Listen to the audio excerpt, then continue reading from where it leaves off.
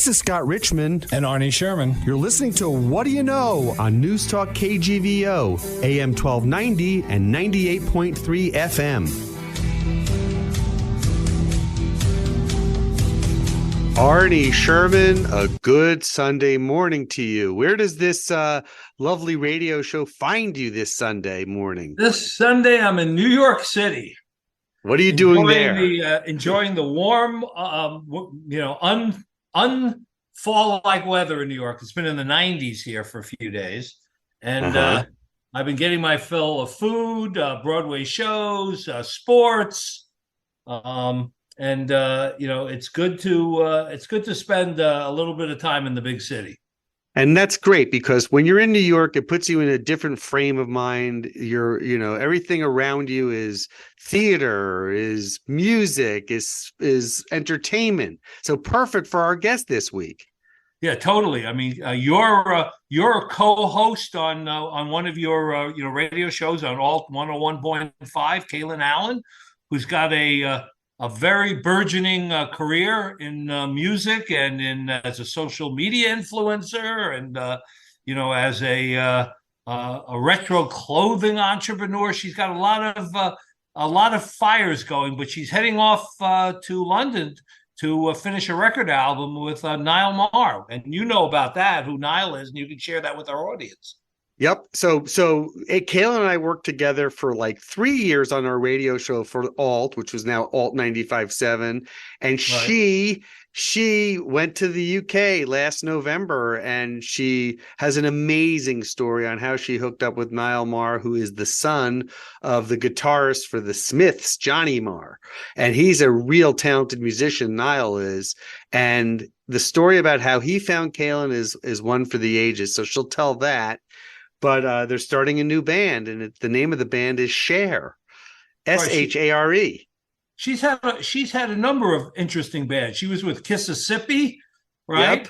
And then she performed as Wilma Lavern Miner, and as well as Kaylen Allen. So I want to find out about all of these incarnations of her as well, and how that all fits together with this new metamorphosis into Share with Nile Marr. I'm with you, Arnie. I think it'll be a great conversation. When we come back, our guest will be Kaylen Krebsbach. Back after this. All right, Arnie, we are back with our guest, Kaylen Krebsbach. Hello. Kaylen, how are you? I'm good. How are you guys? This shows the global nature of Missoula radio, right? You're in Manchester, the UK. I'm in New York, and Scott's in his office in Missoula, right? Well, she's still in Missoula, Arnie. I'm technically still in Missoula until the 24th, but that is where I'm heading. So you're heading to Manchester. So, Kaylen, you've had a very interesting career. We alluded to it a little bit earlier. You've been doing music. You've been part of Mississippi, and then I want to ask you specifically how you came up with Wilma Lavern Miner. That's a very interesting name. It's very reminiscent to me. When I saw that name, it reminded me way back in the 60s, Rod Stewart, for a short time, played with an Australian band called Python Lee Jackson. Jackson. Wilma Lavern Miner. It just reminded me of a band like Python Lee Jackson. He did, I think, a couple of studio songs with that. So Wilma Lavern Miner. Oh, sorry. Wilma Lavern Miner's it's my paternal grandmother's maiden name. That's a great name.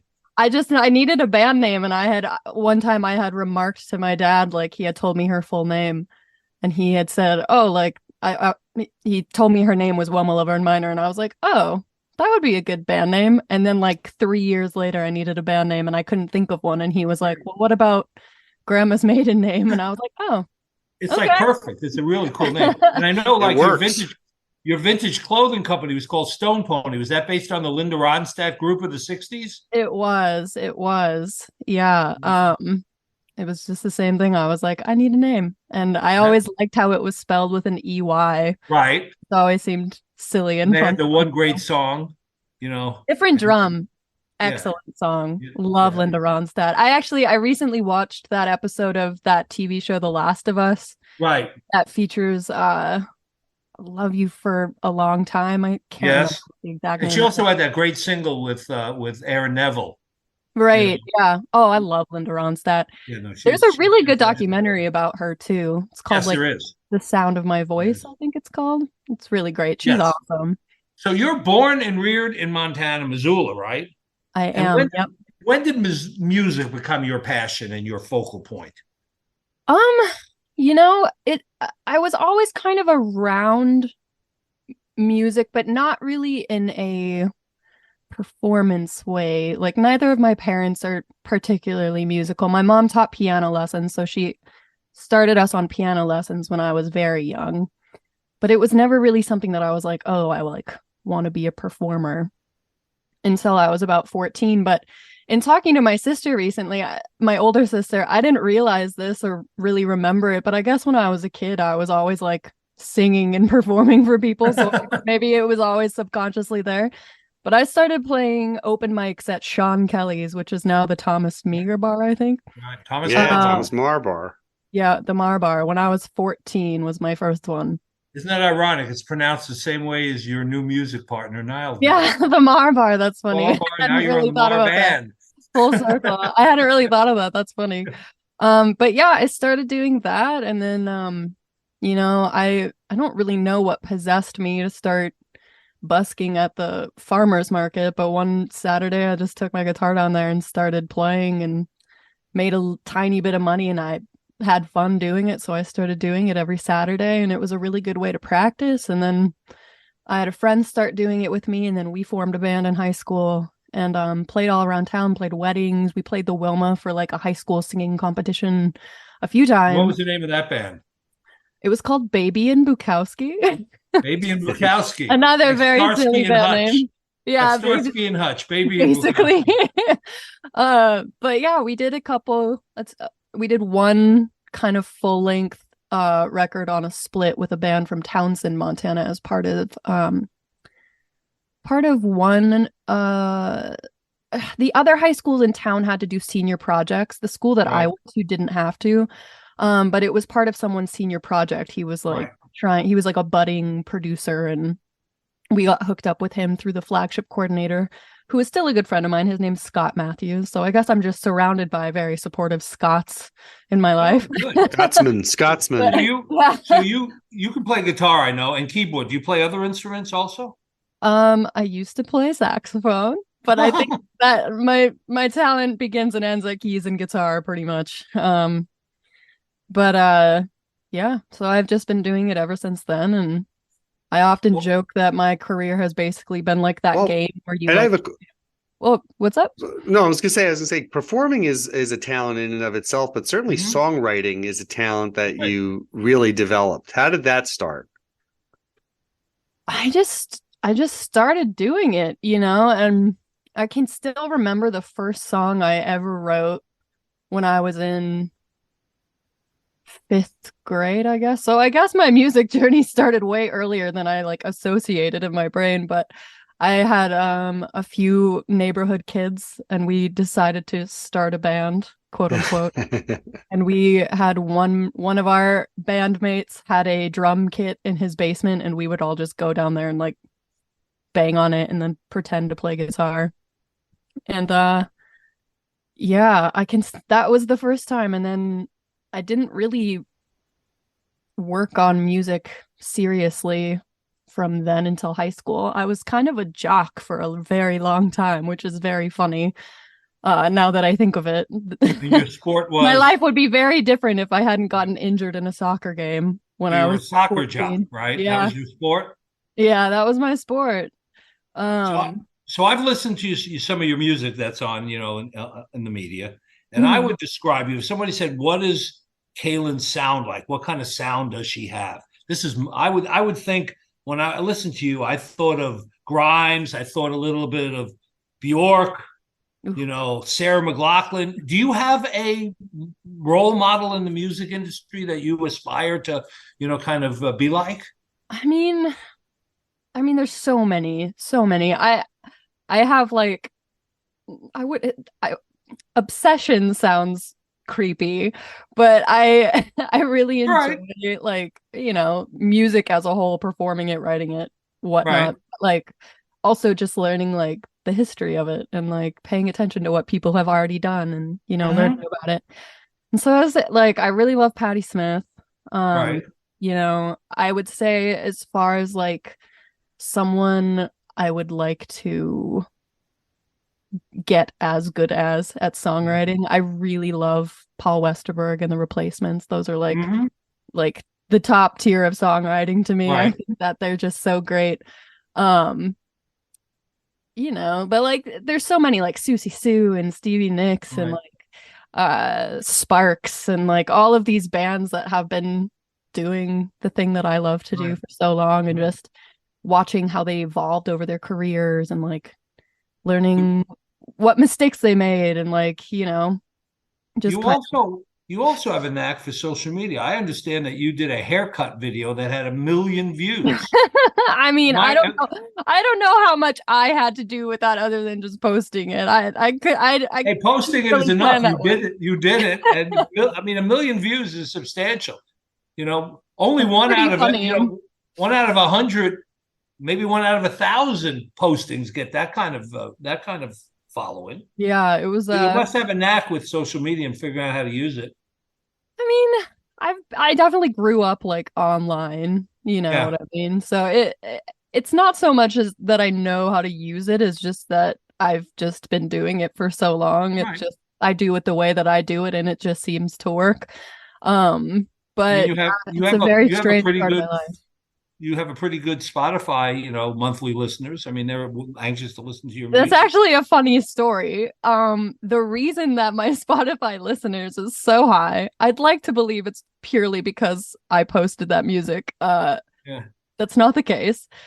Rob Thomas from Matchbook 20, he posted one of my songs. He like the way that he uses social media is he just posts Spotify links like once a day on Twitter, Facebook. And he put you in one of his Spotify lists. And somehow he found one of my songs and he put it in his Instagram story. And I woke up the next day and I checked my, you know, message requests or whatever.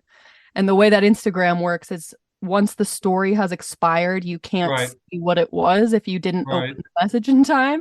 So I just had an empty message request from Rob Thomas, and I was like, what is this? And so I scoured the internet, found out that he had posted one of my songs, and then that was July of 2021. I have had less than 30,000 monthly listeners since then. So thank you, Rob Thomas. Shout out to Rob Thomas. Right. I'm not a musician and I'm not building a big following, but Scott knows this. A year or so ago, I was in London and saw Jodie Comer in a play. You know, she's very popular. She was on, you know, Killing Eve on TV. And evidently, I wasn't aware of this, but she has a huge following just because her feet are large, believe it or not. And I took a picture because I was at opening night of her show, and I took a picture of her sitting on a piano, and she happened to have picked her shoes off, so her feet were in it, and I got like 15,000 clicks and people sending me private messages thanking me for putting Jodie Comer's feet. Oh man! No. That's a side of the internet that's very strange and it is strange, but it just shows the power of, you know, something just accidentally happens like that. Yeah, you know, I mean, that's 98% of the internet is stuff accidentally happening. Sure. You know? Yeah, just look at those gunboats. Right. Yeah. So let me fast forward a little bit. You're a Missoula, you know, artist. You're working, you're doing some radio stuff, you're doing, you know, concerts, you're writing music, you're doing Stone Pony. How did Nile Marr come into your life? You know, it's funny. I didn't even know that he followed me on Instagram. Like I did. That's another social media thing. Yeah, right? Very funny. But yeah, I had put out this EP called Used To, which was, you know, 4 songs that I had flown to Massachusetts and recorded with Alan Day. Right. And it was that where it was True Grit and Graceland on? Oh, was True Grit on that? Yeah. That was that EP. And you know, that was the first project I had ever really like fully funded by myself, you know, gone out on a limb and kind of like, you know, right. Invested in a very long time. I think, you know, I was 24. I had just turned 25 when I recorded it because my birthday happened while I was at the studio. But anyway, about a year went by. I hadn't really like planned any sort of release, and I just like kind of, you know, in February of 2020, very bad timing, I just kind of like put it out and was like, okay, I'll figure out a tour. I'll do something, you know, like I'm just going to put it online.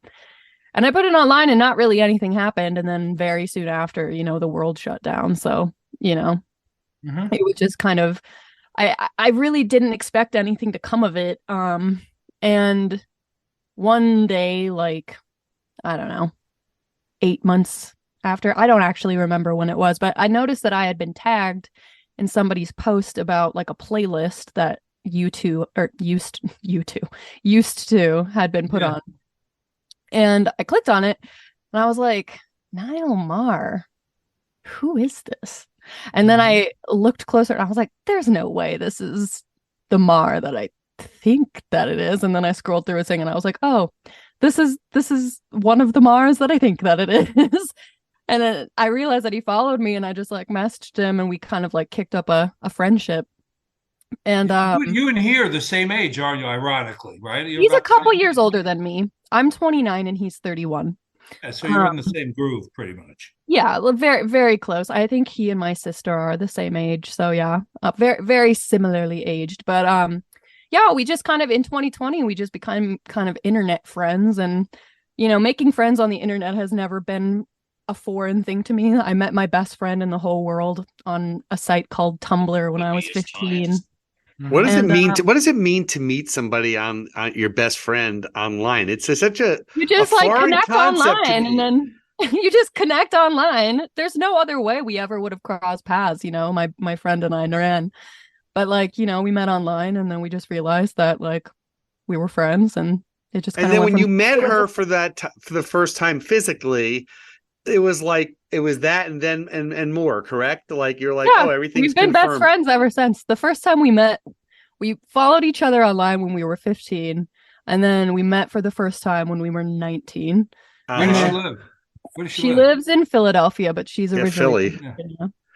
But you remember, Scott, when you were a kid? I know when I was a kid, they used to have pen pals. You used to write somebody in a foreign country, write you back, and you know, sometimes people would go and stay with, you know, you go visit them. You'd have to wait like 3 weeks to get a letter or 4 weeks to get a letter back. It's a lot slower in those days. Yeah, it's kind of like pen pals for sure. But it was kind of the same thing with Nile. It was just kind of like we met online as much as you can meet online. Yeah, yeah. And we just kind of hit it off. And I was like, oh, yeah, me and this person are going to be friends. It's, you know, we get along.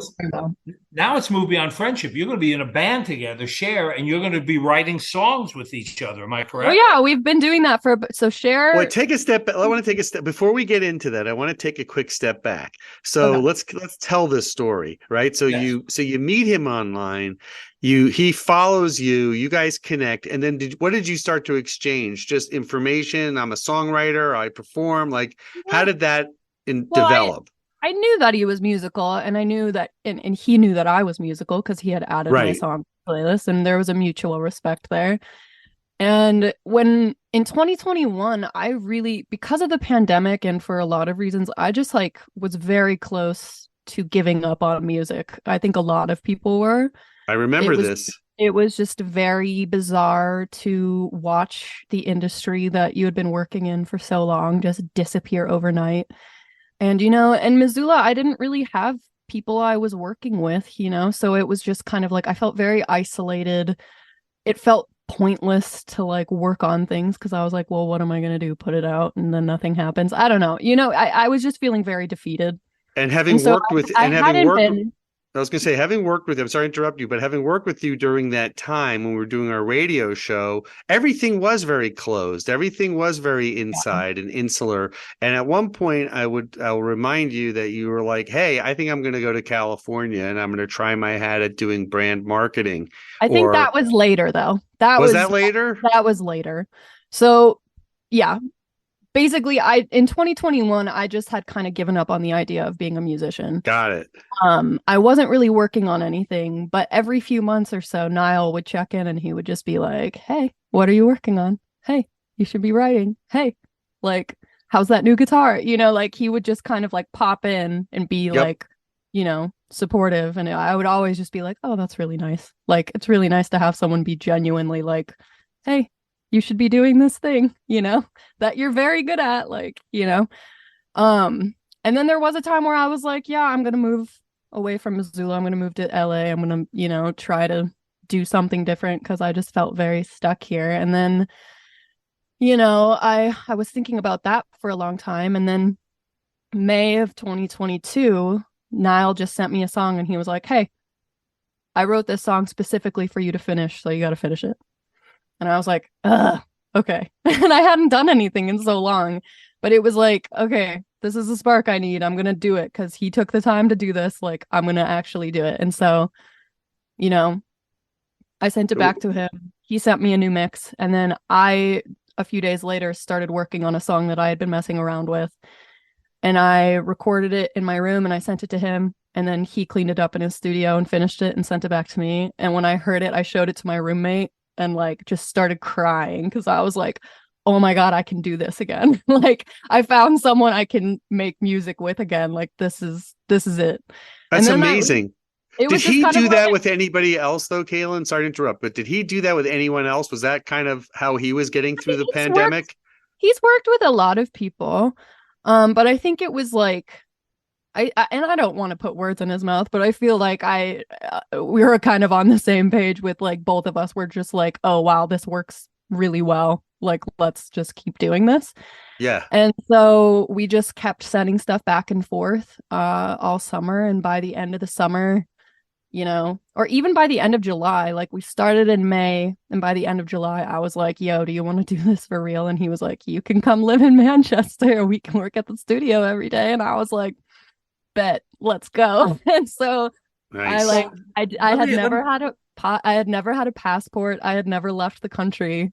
So I like went and applied for a passport and it magically showed up in 2 weeks. I don't know how it happened. It was supposed to take until like October and it showed up in 2 weeks. And I was like, okay, that's a good sign. And then I gave up my apartment I had lived in for 3 years and sold all my stuff and moved to Manchester. And we just were in the studio like pretty much all day, every day. And that was October of 22, right? October of 22 or November? My last month in Missoula was October. I got to Manchester on November 7th, but I was out of my apartment on Halloween. This is amazing. Isn't it an amazing story, Arnie? Yes. And here's what I'm thinking about as I'm listening to all of this. It's hard to have a partnership, particularly musically, because you write, he writes. Mm-hmm. You sing, he sings. Right. You play instruments, he plays instruments. So how do you come to an agreement about how you're going to mesh together in a band? I feel like it was just kind of a thing where we both just did a thing that the other one didn't do.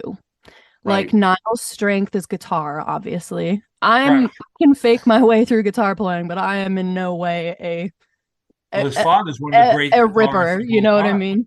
Yeah. And so naturally he's going to be good at guitar. So like he's really good at arrangements. He's really good at production. He's really good at melodies and instrumentation and like, you know, music direction. And that's never been something that I've been particularly well versed in. The thing that I'm really strong at is writing, like lyrics.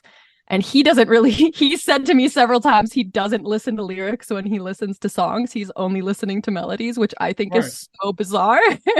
But it was just another thing where it just magically worked. It was like 50-50. It was like he did the thing that I don't do and I did the thing that he doesn't do and put them together and it just works. Well, it reminded me a little bit like of Bernie Taupin and Elton John. You know, Bernie wrote all the words and Elton did the music.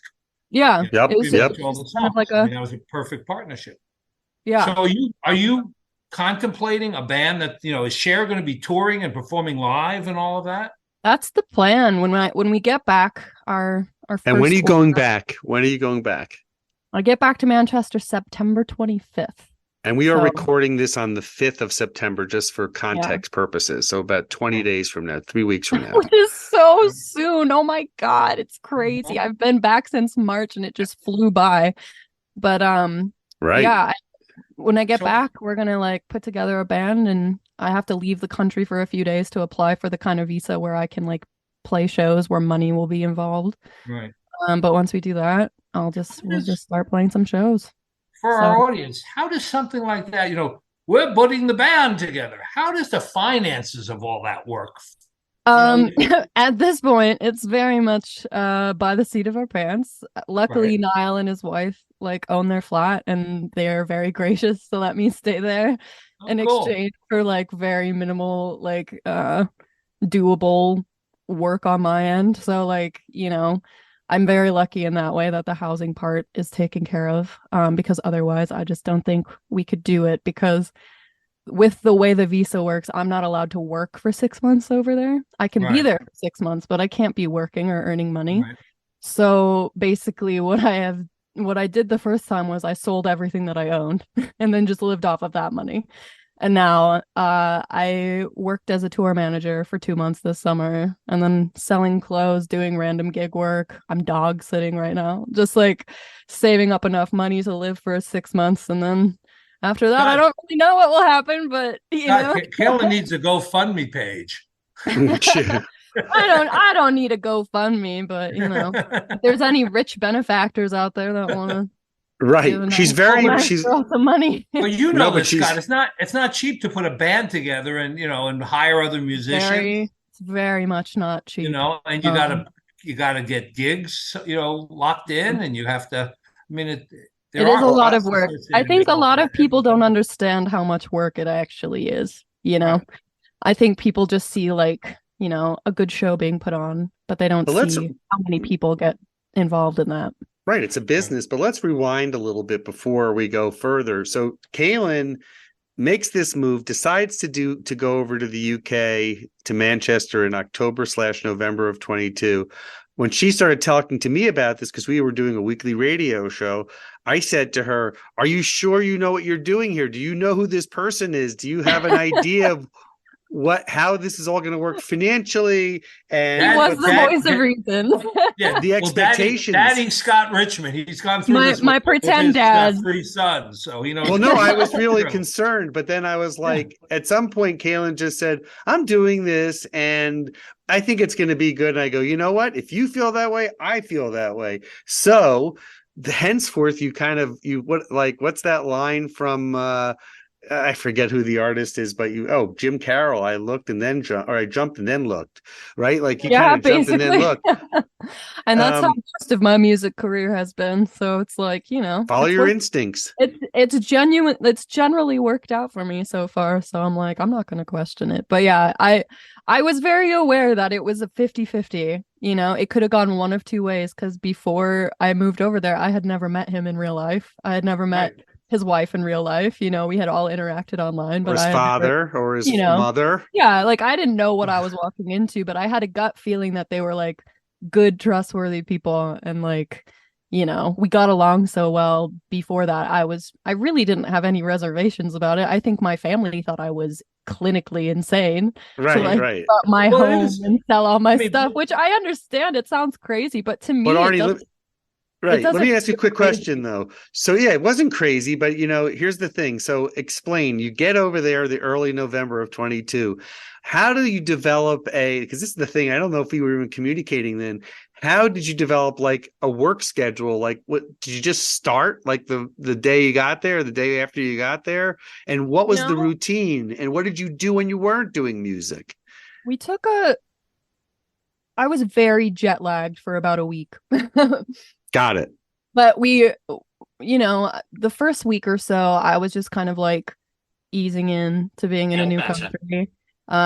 Nile showed me around, like we went and saw his dad's studio, and like I met his friends. We all met out to dinner. The first thing that I did when I got there, he picked me up from the airport at like 6 a.m. I had done an overnight flight, so I was just and I hadn't slept at all, so I was just like very out of it. But I was like, I have to stay awake all day.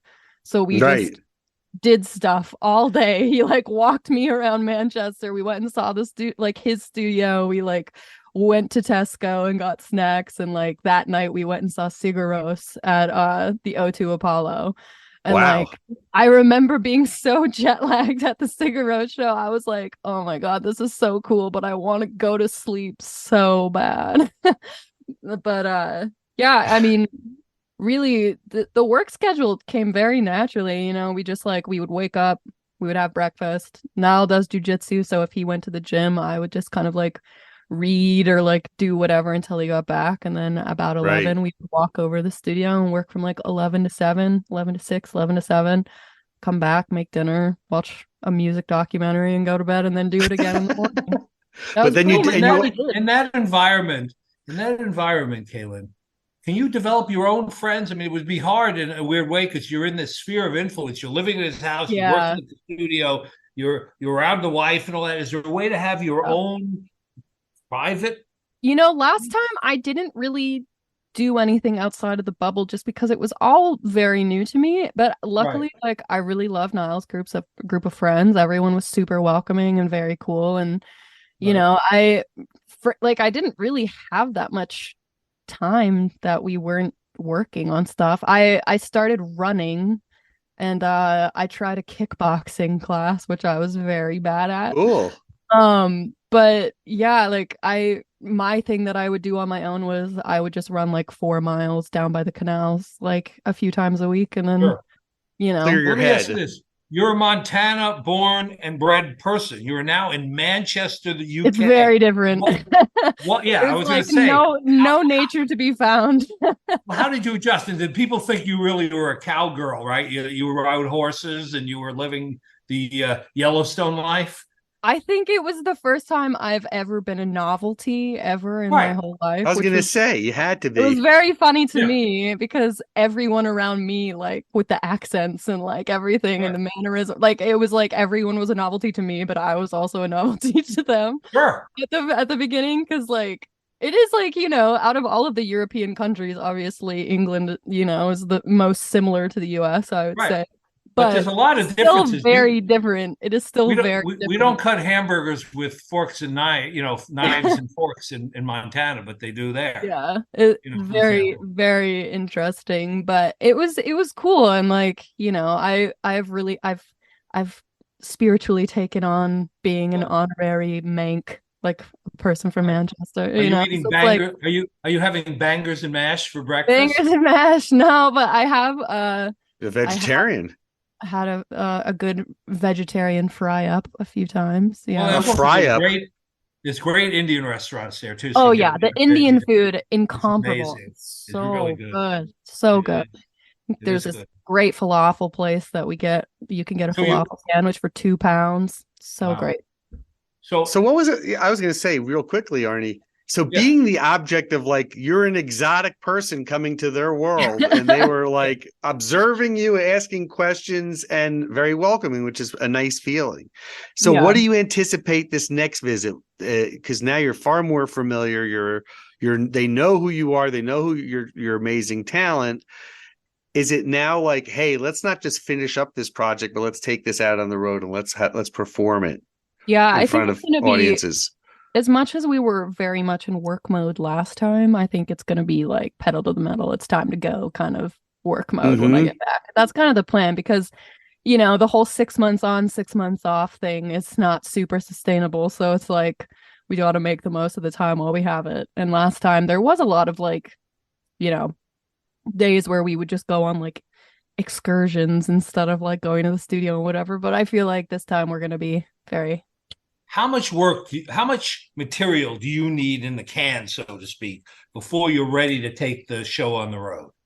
Well, we have a full EP and an album mostly recorded right now, as well as the single, and then a handful of just songs that we haven't finished yet. So we do have a lot of material.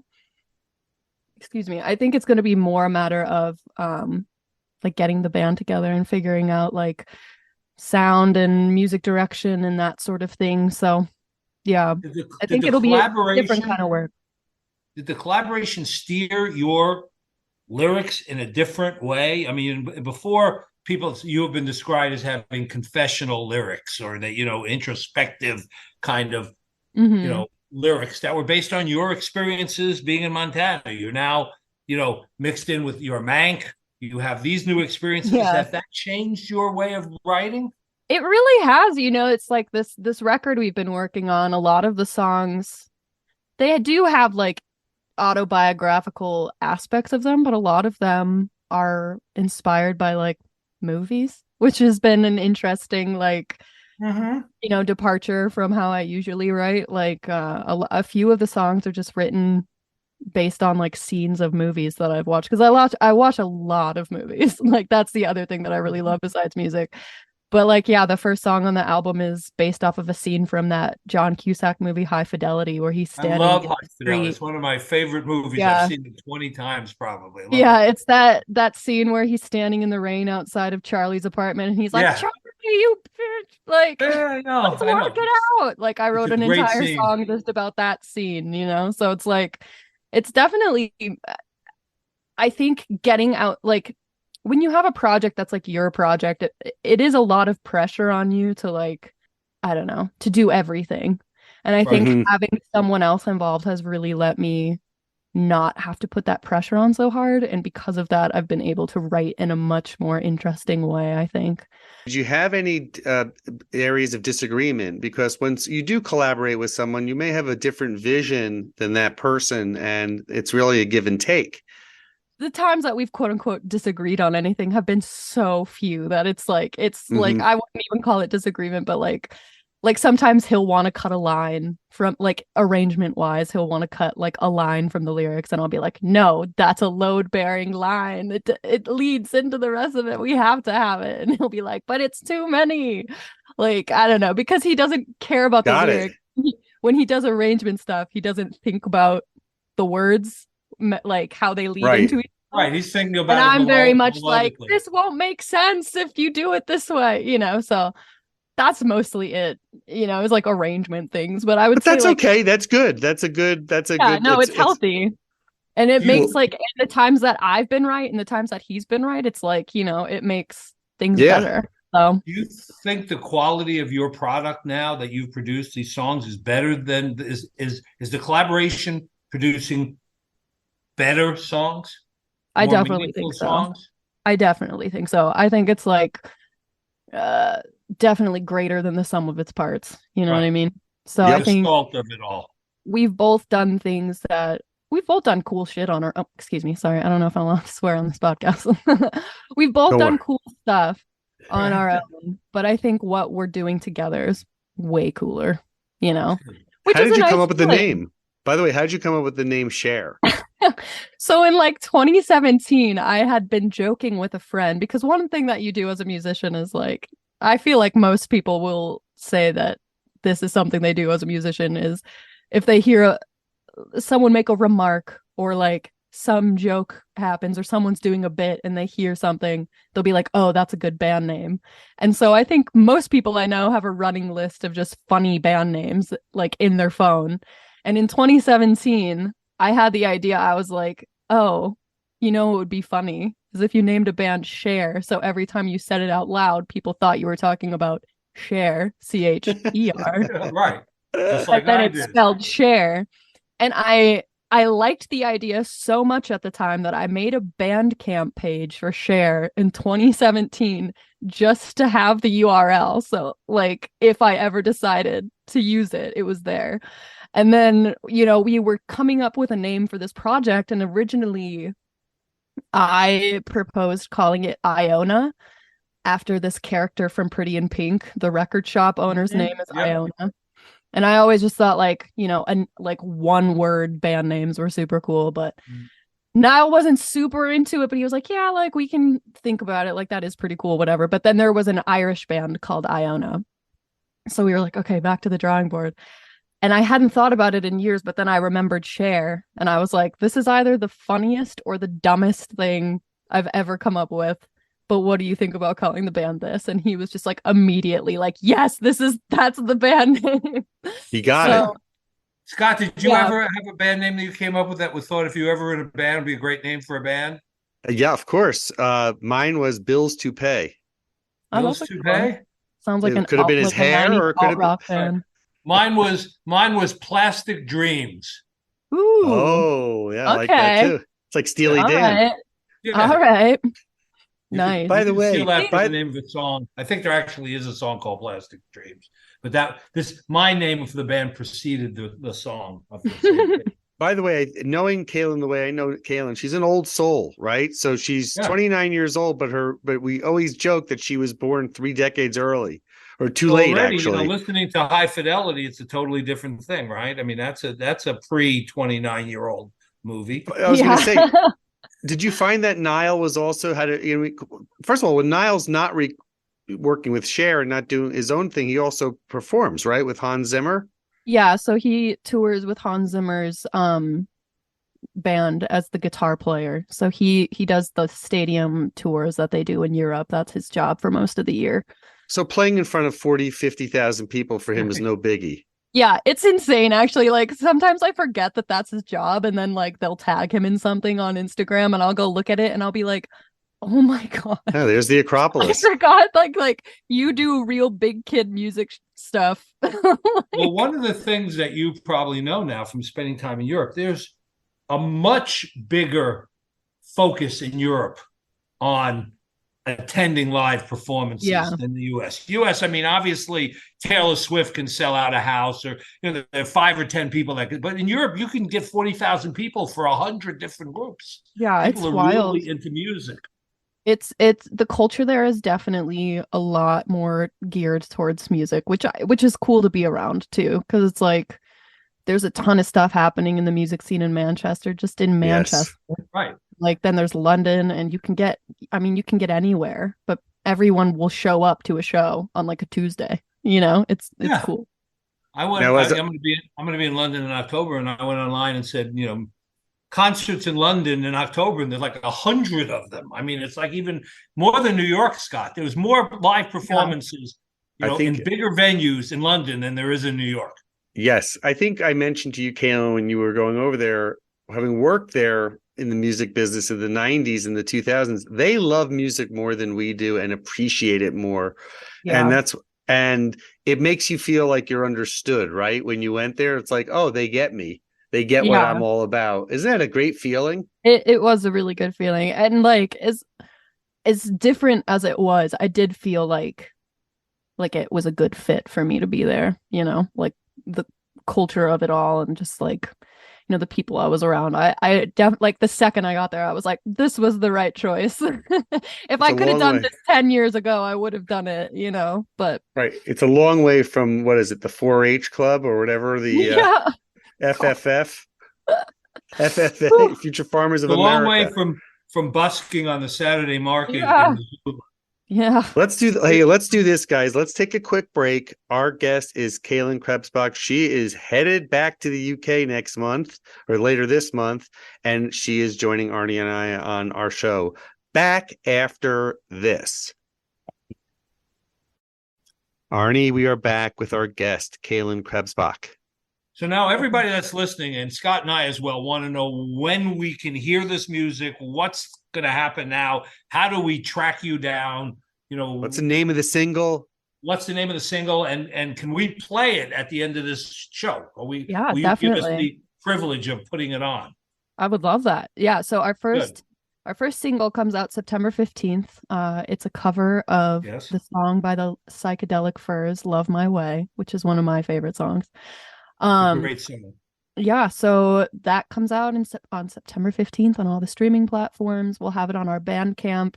But if you want to keep up with what we're doing, our Instagram is instagram.com/thatbandshare, all one word. SHARE. SHARE. Yes, SHARE. Plus, they can find other music of yours on Spotify and other platforms, right? Yeah, Nile and I both have our individual music on Spotify and everything. My project is called Wilma Lavern Miner, as we said earlier. Yes. And you can find Nile stuff just under Nile Marr. Plus, if everybody wants to hear a really great cover of Graceland, I listened to yours the other day, and I really liked your interpretation. Oh, man. Is that on YouTube? Yes. Oh, my God. Yep. You sounded. It was a great. Was that when I had a shaved head? I feel like. Oh God, that's 10 years old. That's. So I know, but it was still a great take. Oh, thank you. I appreciate that. So I did a deep dive to listen to everything that you had out there, so I could get a sense of who you were. Well, thank you. I appreciate that. And this is good. This is, Kaylen, promise me this: when you get over to the UK and you start to kind of work your way through things, that you give us a shout back, and maybe we'll do a episode 2 of kind of where Cher is at the time. Like, where in the world is Cher? Where in the world is Cher? Right. We should do that, because I think that this is an important story. I think certainly for our audience, but I think it's for a lot of young musicians. And I know a lot of young musicians. How do you really establish yourself, and how do you build a career? Well, while there's no conventional, this is how to, this path that Kaylen chose, or has followed, I should say, is just so inventive and full of opportunity and full of great things. And let's all just, be in her corner, and let's see how she takes it, moves it forward. So I'm excited for that. Yes. Sounds like a winner to me. So let's front announce the song. What are we going to hear now? All right. You're going to hear the first single from Cher, Love My Way.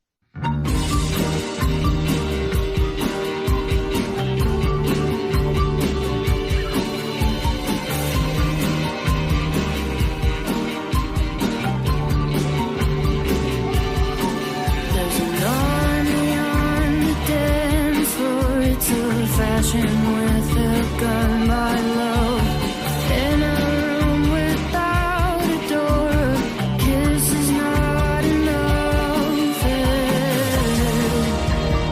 Love my way, it's a new road I follow, and I go for the sun and railroad. They did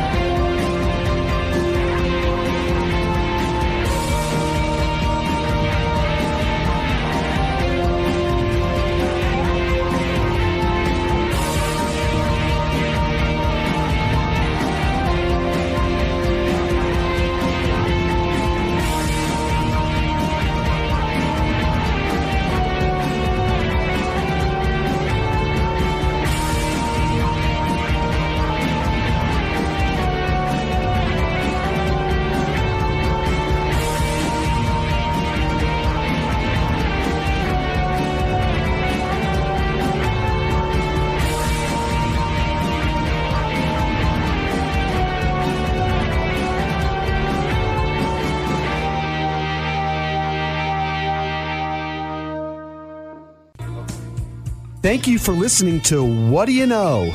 I can't wait for the next show, Scott.